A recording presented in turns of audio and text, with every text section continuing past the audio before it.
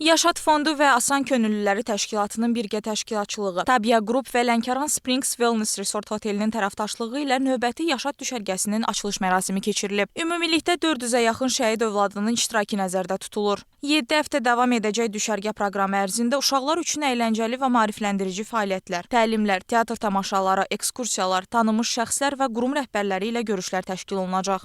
Eyni zamanda psixoloqların iştirakı ilə fərdi və qrup terapiyaları, konsultasiyalar, konsert proqramları keçiriləcək. Hər bir düşərgə 5 gecə 6 günə əhatə edir. Düşərgələrdə şəhidlərimizin 10, 11 və 12-13 yaş kateqoriyasında olan övladlarının iştirakı nəzərdə tutulur. Açılış mərasimində Yaşad Fondunun rəhbəri Qarabağ qazisi Elvin Hüseynov və digər qonaqlar iştirak edərək uşaqlara düşərgə müddətində həyata keçiriləcək fəaliyyətlər barədə məlumat verib. Onlara uğurlar arzulayıblar. Düşərgənin ilk günü iştirakçılardan Elçin Ömərovun doğum günü də qeyd olunub.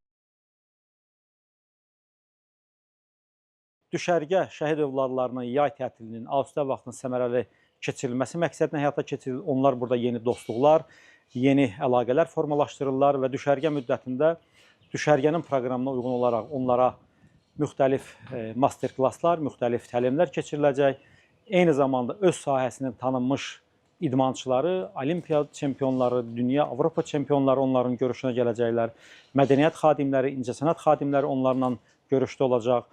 Xalq artistləri, əməkdar artistlər şəhid övladlarının görüşündə olacaqlar və bu ilki düşərgənin də proqramı keçənki düşərgənin proqramları qədər zəngin olacaq və hesab edirəm ki, şəhid övladlarının rəğbətinə qalacaq.